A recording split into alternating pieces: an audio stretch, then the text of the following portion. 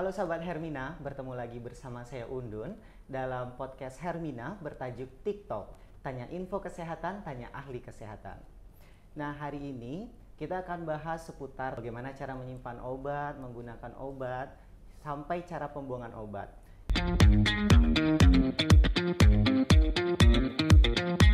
Sesi kali ini, Undun ditemani oleh salah satu apoteker Rumah Sakit Hermina Padang, yaitu dengan Ibu Lely Triana. Selamat pagi, Bu.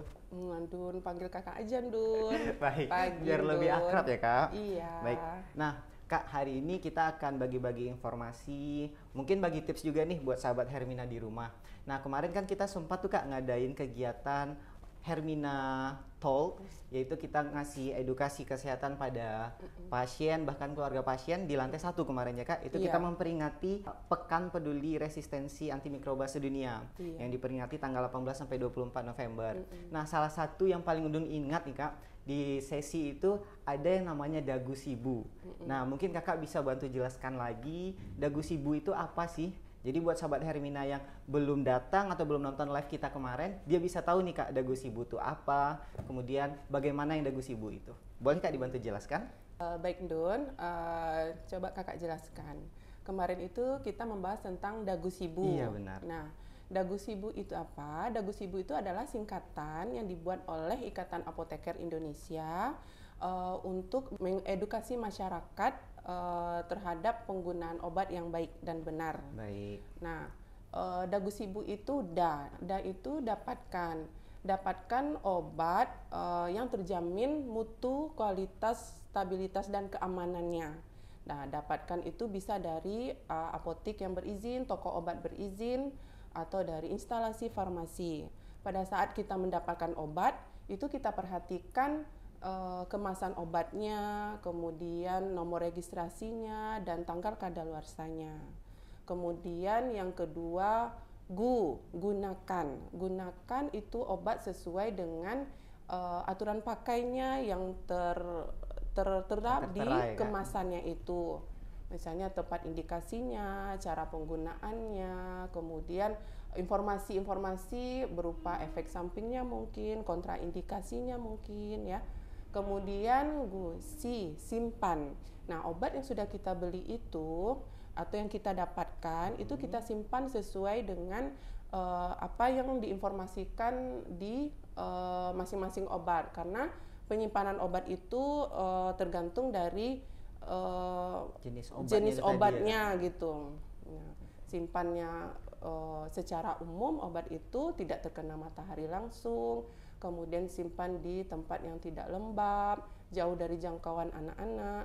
Kemudian untuk obat juga tidak disarankan disimpan lama di kendaraan ya, karena itu akan mempengaruhi suhunya. Berarti kalau misalnya sahabat Hermina ada yang berobat ke Hermina, dia dapat obat, hindari menyimpan di jok motor gitu ya Kak. Kalau datangnya pakai motor. Iya. Karena ternyata sepele itu bisa berpengaruh juga ya Kak. Berpengaruh, bisa membuat obat itu jadi rusak. Oh, baik. Terakhir berarti Kak, tadi udah dapatkan, gunakan, simpan. Terakhir bu ini apa nih Kak? Bu itu buang. Jadi obat yang kita buang itu obat yang sudah kadaluarsa atau obat yang rusak. Okay. Nah, cara pembuangannya juga tidak sembarangan, Dun. Jadi kita membuang obat itu tidak boleh dengan kemasan dalam bentuk utuh. Nah, jadi obat-obat itu kita rusak ya, boleh digerus atau digunting kemasannya atau dirusak gitu kemasannya. Supaya apa? Supaya menghindari obat-obat tersebut disalahgunakan. Baik. Berarti nggak cuma botol minuman yang harus kita rusak, obat pun betul. kita harus rusak juga agar dia nanti tidak disalahgunakan. Baik, ini kita udah tahu nih Kak, dapatkan, gunakan, simpan dan buang. Nah, berarti kan dapatkan ini ketika sahabat Hermina semua udah dapat obat, sudah konsul, berarti dia juga harus tahu bagaimana cara menggunakan obat tersebut. Dia harus tahu juga indikasi dari obat tersebut. Apalagi kalau obat-obat yang bisa berpengaruh buat orang-orang yang punya alergi gitu ya Kak, maksudnya ya. Baik. Menyimpan obat tadi Kak, udah dapat obat, sudah digunakan, kemudian itu kan otomatis obatnya dia terbuka ya Kak. Nah, buat penyimpanannya obat yang terbuka ini berapa lama sih Kak bisa bertahan agar obatnya tetap dapat berfungsi dengan baik? Baik. Untuk obat-obat yang sudah kita gunakan dan sudah terbuka, tergantung jenisnya, Don. Jadi gitu. ada misalnya sirup demam yang di rumah ya, punya anak-anak di rumah. Sirup itu bisa tahannya 3 bulan setelah dibuka. Kemudian kayak salep atau krim itu kurang lebih bisa tahannya 3 bulan juga. Kemudian kalau obat tetes mata itu bisa tahan 1 bulan. Kemudian kalau untuk obat kayak insulin yang disuntikan itu kurang lebih bisa tahan 1 bulan setelah dibuka. Namun perlu diperhatikan jika sudah dibuka, harus setelah dibuka itu disimpannya sesuai dengan aturan yang tadi, aturan sesuai dengan yang dipersyaratkan oleh perusahaan pabrik obat itu.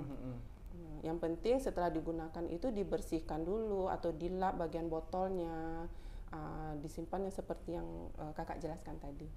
Itu kalau untuk penyimpanan berarti tiap-tiap jenis obat ini beda-beda ya kak? Iya, kalau betul. Obat sirup penyimpanannya seperti ini, obat tablet penyimpanannya harus seperti ini, atau gimana kak? Pada umumnya untuk penyimpanan obat hampir sama semuanya.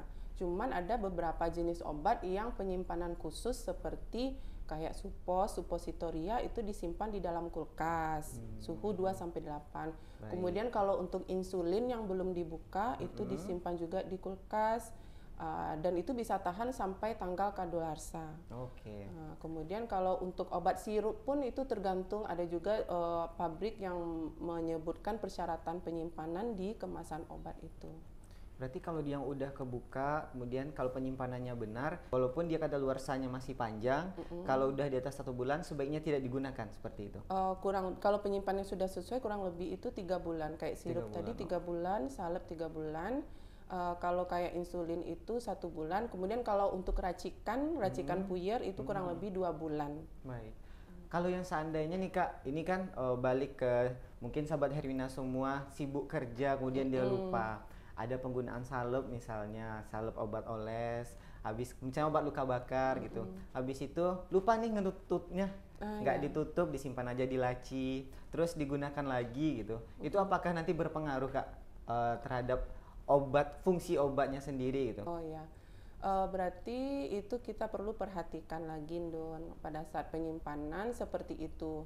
Dan kita harus mengenali tanda-tanda obat rusak. Apakah obat yang tidak tertutup rapat tersebut masih layak digunakan atau tidak? Baik. Nah, jadi pada saat mau digunakan lagi nih, nah Undun harus perhatikan lagi bentuknya, apakah dia berubah warnanya atau baunya berubah, menyengat ya, gitu ya kak misalnya ya. Kemudian yang misalnya kayak salep atau krim tadi itu dia konsistensinya ya, kekentalan itu juga berubah gitu. Nah, jadi pada saat Undun mau menggunakan diperhatikan dulu, apabila berubah dia dari bentuk awalnya pada saat dibuka, nah itu bisa pertandanya obat itu udah mulai rusak gitu. Jadi sebaiknya memang tidak digunakan. Oh, berarti itu udah masuk kategori obat yang harus kita buang di akhir tadi ya kak? Iya, udah betul. ada ciri-ciri atau tanda obat rusak. Tanda-tandanya. Ada lagi nggak kak ciri-ciri atau cara kita mengenali obat rusak? Kalau tadi kan yang salep ya. Misalnya ada yang sirup gitu atau obat tablet gitu, ciri-cirinya? Ada. Biasanya kalau untuk sirup itu ciri-cirinya itu seperti tadi ada bau yang menyengat, kemudian bentuk warnanya juga ada perubahan, berubah juga berarti. Kemudian terkadang dia ada mengkristal di pinggir-pinggir botolnya. Itu membeku gitu kak berarti? Iya, ada kayak kristal, kayak kaca kayak padatan gitu. Kayak padatan. Iya, pernah lihat. Kemudian baunya juga menyengat sekali gitu.